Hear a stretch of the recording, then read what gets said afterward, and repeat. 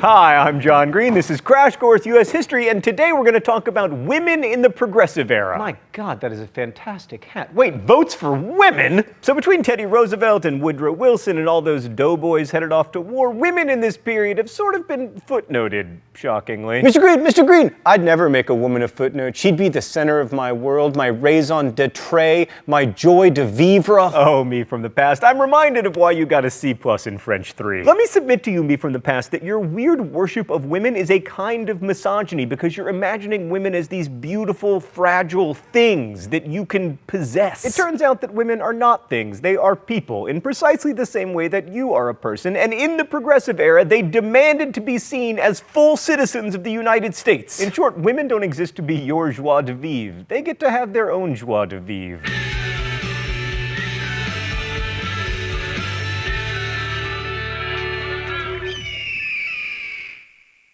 So it's tempting to limit ourselves to discussion of women getting the right to vote with the passage of the 19th Amendment, but if we focus too much on the constitutional history, we're going to miss a lot. Some historians refer to the 30 years between 1890 and 1920 as the women's era because it was in that time that women started to have greater economic and political opportunities. Women were also aided by legal changes like getting the right to own property, control their wages, and make contracts and wills. By 1900, almost 5 million women worked for wages, mainly in domestic service or light manufacturing like the garment industry. Women in America were always vital contributors to the economy as producers and consumers, and they always worked, whether for wages or taking care of children and the home. And as someone who has recently returned from paternity leave, let me tell you, that ain't no joke. And American women were also active as reformers since, America became a thing. And those reform movements brought women into state and national politics before the dawn of the Progressive Era. Unfortunately, their greatest achievement, prohibition, was also our greatest national shame.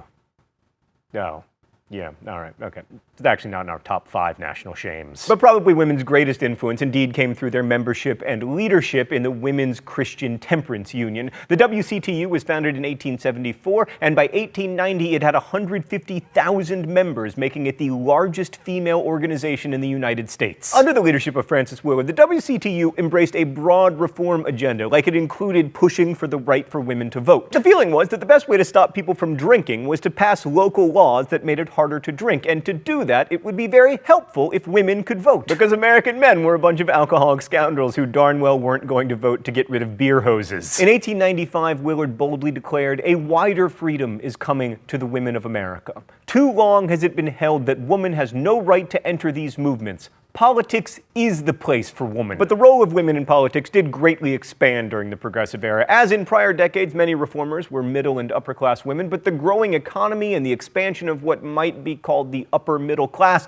meant that there were more educational opportunities, and this growing group of college-educated women leaned in and became the leaders of new movements. Sorry, there was no way I was going to get through this without one lean in. I love that book. So as we've talked about before, the 1890s saw the dawning of the American mass consumer society, and many of the new products made in the second wave of industrialization were aimed at women, especially labor-saving devices like washing machines. If you've ever had an infant, you might notice that they poop and barf on everything all the time. Like, I recently called a pediatrician and I was like, my 14-day-old daughter poops 15 times a day, and he was like, if anything, that seems low. So the washing machine is a real game changer. And many women realized that being the primary consumers who did the shopping for the home gave them powerful leverage to bring about change. Chief among these was Florence Kelley, a college-educated woman who, after participating in a number of progressive reform causes, came to head the National Consumers League. The league sponsored boycotts and shaped consumption patterns, encouraging consumers to buy products that were made without child, or what we would now call sweatshop labor, which at the time was often just known as labor. And there was also a subtle shift in gender roles as more and more women worked outside the home. African-American women continued to work primarily as domestic servants or in agriculture, and immigrant women mostly did low-paying factory labor,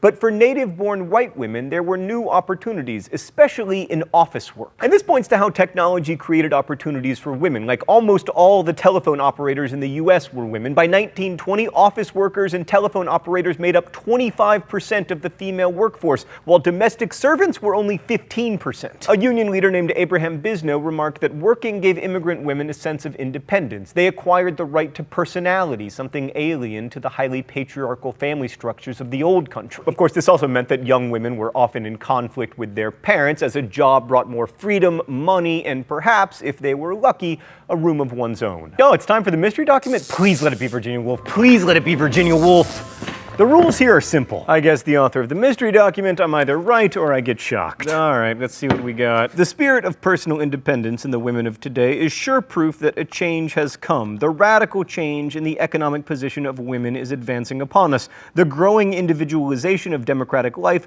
brings inevitable changes to our daughters as well as to our sons. One of its most noticeable features is the demand in women not only for their own money, but for their own work for the sake of personal expression. Few girls today fail to manifest some signs of the desire for individual expression.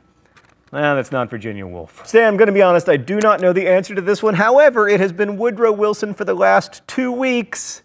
You wouldn't do that again to me, or would you? I'm going to guess Woodrow Wilson, final answer. Dang it! Charlotte Perkins Gilman in the book Women in Economics? What? The idea that having a job is valuable just for the independence that it brings and as a form of individual expression was pretty radical, as most women, and especially most men, were not comfortable with the idea that being a housewife was similar to being a servant to one's husband and children. But of course that changes when staying at home becomes one of many choices rather than your only available option. And then came birth control. Huzzah! Women who needed to work wanted a way to limit the number of pregnancies. Being pregnant and having a baby can make it difficult to hold down a job, and also babies are diaper-using, stuff-breaking consumption machines. They basically eat money, and we love them. But birth control advocates like Margaret Sanger and Emma Goldman also argued that women should be able to enjoy sex without having children. To which men said, women can enjoy sex? Believe it or not, that was seen as a pretty radical idea, and it led to changes in sexual behavior, including more overall scoodly pooping. Goldman was arrested more than 40 times for sharing these dangerous ideas about female sexuality and birth control, and she was eventually deported. Sanger, who worked to educate working-class women about birth control, was sentenced to prison in 1916 for opening a clinic in Brooklyn that distributed contraceptive devices to poor immigrant women. The fight over birth control is important for at least 3 reasons. First, it put women into the forefront of debates about free speech in America. I mean, some of the most ardent advocates of birth control were also associated with the IWW and the Socialist Party. Secondly, birth control is also a public health issue, and many women during the Progressive era entered public life to bring about changes related to public health, leading the crusade against tuberculosis, the so-called White Plague, and other diseases. Thirdly, it cut across class lines. Having or not having children is an issue for all women, regardless of whether they went to college, and the birth control movement brought upper, middle, and lower class women together in ways that other social movements never did. Another group of progressive women took up the role of addressing the problems of the poor and spearheaded the settlement house movement. The key figure here was Jane Addams. My God, there are still Adamses in American history? Oh, she spells it Addams Family Adams, not like Founding Fathers Adams. Anyway, she started the Hull House in Chicago in 1889. Settlement houses became the incubators of the new field of social work, a field in which women played a huge part, and Addams became one of America's most important spokespeople for progressive ideas. And yet, in many places, while all of this was happening, women could not technically vote. But their increasing involvement in social movements at the turn of the 20th century led them to electoral politics. It's true that women were voting before the passage of the 19th Amendment in 1920. Voting is a state issue, and in many Western states, women were granted the right to vote in the late 19th century. States could also grant women the right to run for office, which explains how the first Congresswoman, Jeanette Rankin, could vote against America's entry into World War I in 1917. That said, the passage and ratification of the 19th Amendment is a big deal in American history. It's also a recent deal. Like, when my grandmothers were born, women could not vote in much of the United States. The amendment says that states cannot deny people the right to vote because they are women, which isn't as interesting as the political organization and activity that led to its passage. All right, let's go to the thought bubble. The suffrage movement was extremely fragmented. There was a first wave of suffrage, exemplified by the women at Seneca Falls, and this metamorphosed into the National American Women's Suffrage Association, or NAWSA. Most of the leadership of NAWSA was made up of middle to upper class women, often involved in other progressive causes, who unfortunately sometimes represented the darker side of the suffrage movement, because these upper class progressives frequently used nativist arguments to make their claims for the right to vote. They argued that if the vote could be granted to ignorant immigrants, some of whom could barely speak English, then it should also be granted to native-born women. This is isn't to say that the elitist arguments won the day, but they should be acknowledged. By the early 20th century, a new generation of college-educated activists had arrived on the scene, and many of these women were more radical than early suffrage supporters. They organized the National Women's Party, and under the leadership of Alice Paul, pushed for the vote using aggressive tactics that many of the early generation of women's rights advocates found unseemly. Paul had been studying in Britain between 1907 and 1910, where she saw the more militant women's rights activists at work. She adopted their tactics that included protests leading to imprisonment and loud denunciations of the patriarchy that would make Tumblr proud, and during World War I she compared Wilson to the Kaiser, and Paul and her followers chained themselves to the White House fence. The activists then started a hunger strike during their 7-month prison sentence and had to be force-fed.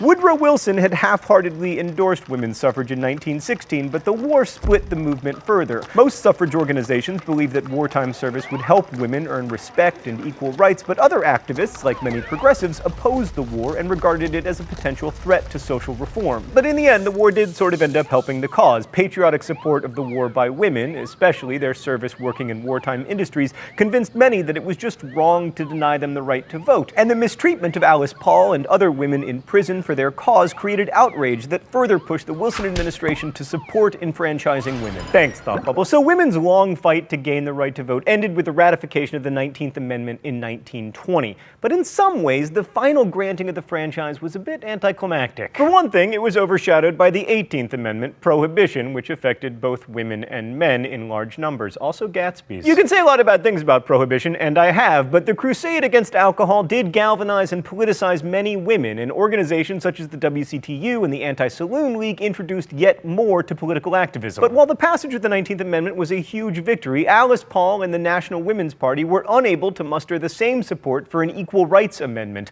Paul believed that women needed equal access to education and employment opportunities, and here they came into contact with other women's groups, especially the League of Women Voters and the Women's Trade Union League, which opposed the ERA, fearing that equal rights would mean an unraveling of hard-won benefits like mothers' pensions and laws limiting women's hours of labor. So the ERA failed, and then another proposed amendment that would have given Congress the power to limit child labor won ratification in only 6 states.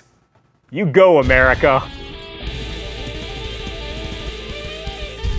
So in many ways, the period between 1890 and 1920, which roughly corresponds to the Progressive Era, was the high tide of women's rights and political activism. It culminated in the ratification of the 19th Amendment, but the right to vote didn't lead to significant legislation that actually improved the lives of women, at least not for a while. Nor were there immediate changes in the roles that women were expected to play in the social order as wives and mothers. Still, women were able to increase their autonomy and freedom in the burgeoning consumer marketplace. But it's important to note that, like other oppressed populations in American history, women weren't given these rights. They had to fight for the rights that were said to be inalienable. And we are all better off for their fight and for their victory. Women's liberation is, to be sure, a complicated phrase, and it will take a new turn in the Roaring '20s, which we'll talk about next week. I'll see you then.